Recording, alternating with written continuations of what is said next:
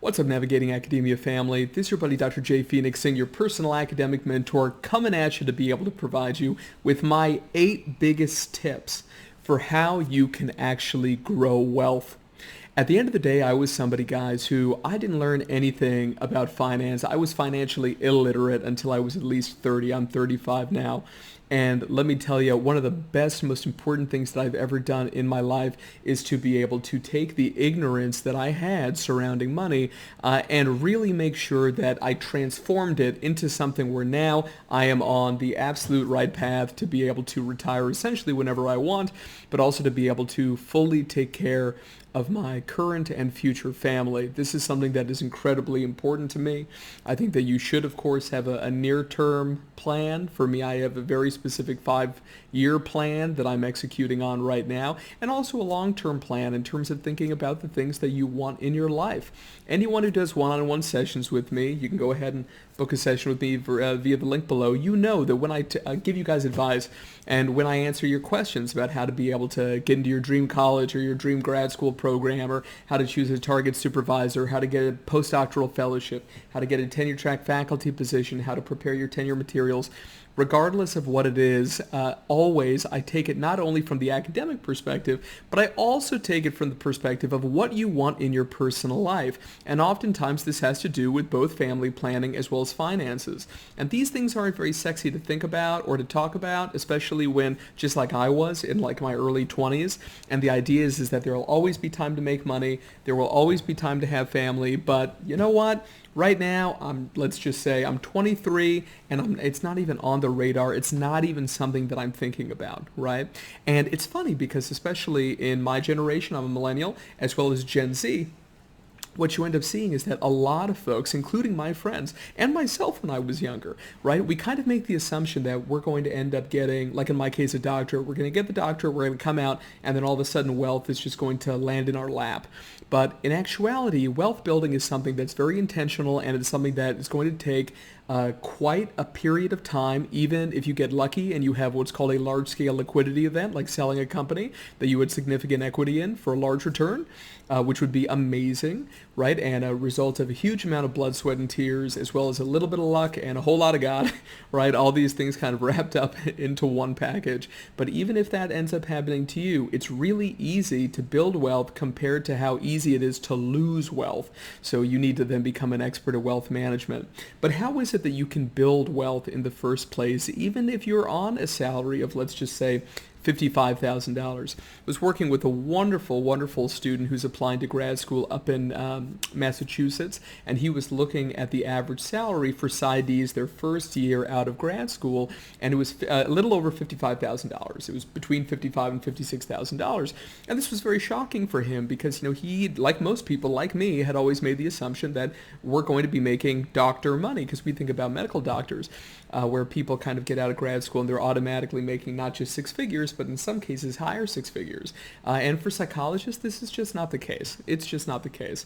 It's really important to learn to be able to manage your money, to know where every single dollar is going, and to be able to, if you do want to build wealth, to also take out this whole kind of FOMO mentality of fear of missing out and get really practical. And again, it's not very sexy, but at the same time, you're talking to somebody who's successfully done it, and you know that I love you and I care about you. If you watch any video on this channel, you know just how straightforward I am with you guys and that I never bullshit you. And I always tell you when I don't know something.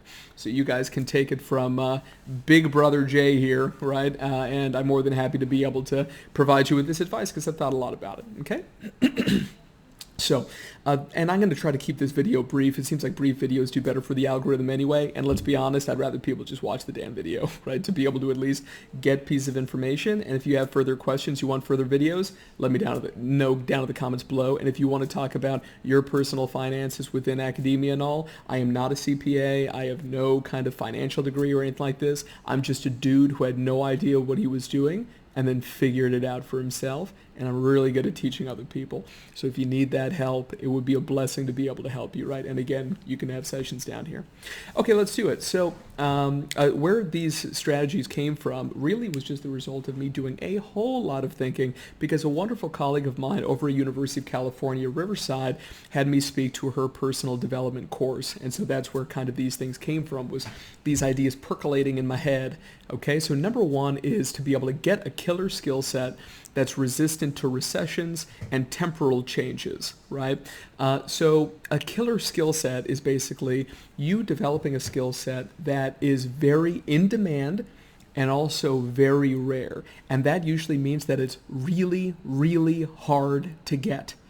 Okay, so it's not that, the knowledge is like out there, everybody can get it, super easy, just read a book and then you can go and do it. This is the thing that drives me crazy about, business coaches who literally went to some, weekend event at Stanford and they're 26 and they say, oh, I'm a business coach now.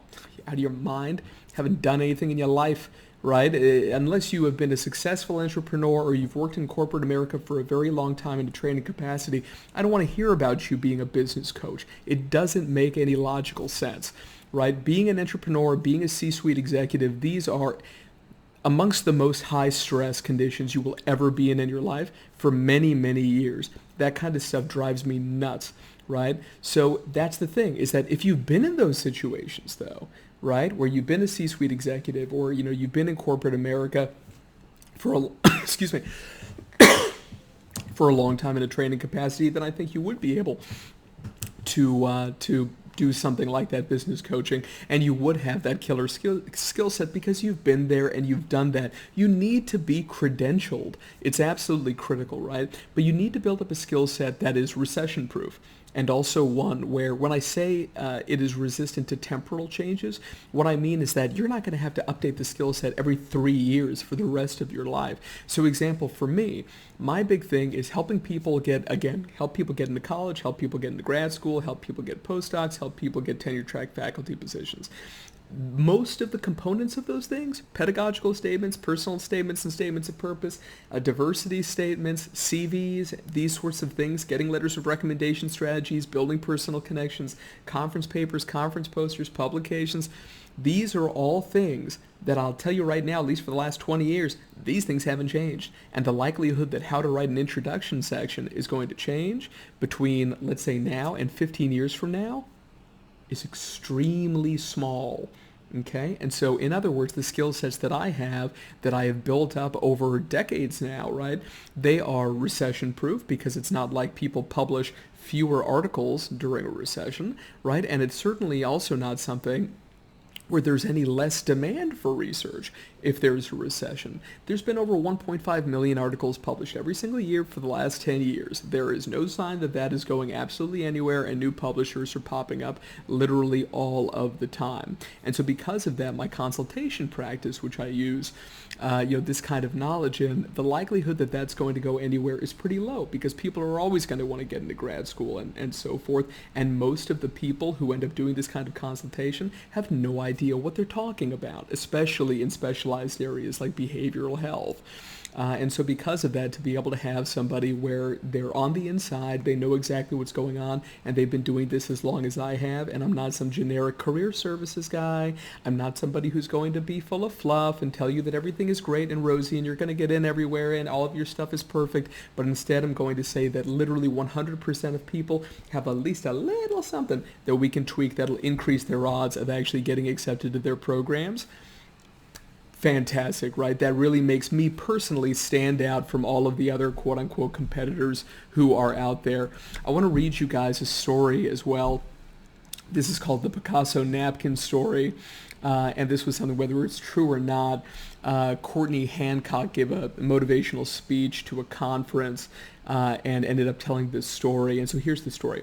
And so Picasso was the artist, okay? So Picasso was at a Paris market when an admirer approached and asked if he could do a quick sketch on a paper napkin for her. Picasso politely agreed, promptly created a drawing and handed back the napkin, but not before asking for $1 million, basically, in this case, 1 million French francs. At the time, they didn't have euros. The lady was shocked. How can you ask for so much? It took you 5 minutes to draw this. No, Picasso replied, it took me 40 years to draw this in 5 minutes. Let me tell you, when you guys get to the point, even if you decide to be a psychologist, social worker, counselor, etc., you will constantly find people who believe that you are overcharging, right? They don't recognize the number of years, the number of hours, and these sorts of things that it took you to be able to get to where you are. They assume that, if there's, let's just say in that context, there's one therapist who charges $50 an hour, there's another one who charges $200 an hour, that they're going to get the exact same quality of care. These people are just as trained, they're going to give you just as much attention, and they're going to care about you just as much. And thinking about it now, I have never seen that. Right? I have never seen that be the case. I've certainly seen the case of therapists who are, let's say, social workers or counselors charging $150, $160 being just as good as psychologists who are charging $200 an hour. That I've definitely seen. But people always want to get a bargain and to get lowballed and these sorts of things. But it's important to know your worth and also to be reasonable. So for example, for myself, in terms of academic coaching, I charge $200 an hour, right? And $200 an hour is a lot of money, right? Especially for people who are in, let's say, undergrad, grad school, postdocs. Trust me on this one, I've been there, right? The question really is, are you willing to put at least $200 in to be able to max out your chances of the future that you desire? Right? And I can tell you, even me looking back then, I would have done anything. Like for the advice that I give, like I know how long it took me to get it, and I know for a fact that it works because I'm actively getting people in to Yale and Cambridge and all these schools that people really want to go to. And the reason why I'm good at it is because it took me a long time to be able to figure out exactly how this works. And I've gone through it myself and been very successful. With my doctorate from Oxford and my second doctorate as well. So this is just one of these situations, guys, where, back then I would have delivered pizzas, I would have driven Uber, I would have done these things to be able to get this kind of advice. And if you guys take a look at comment sections on my videos, you will see people come along and just mention that they got in based on the guidance that I gave them. And that is the biggest blessing ever to me, right? So again, number one, build up a killer skill set that is resistant to recessions and also to temporal changes, okay? So that is wealth building tip number one.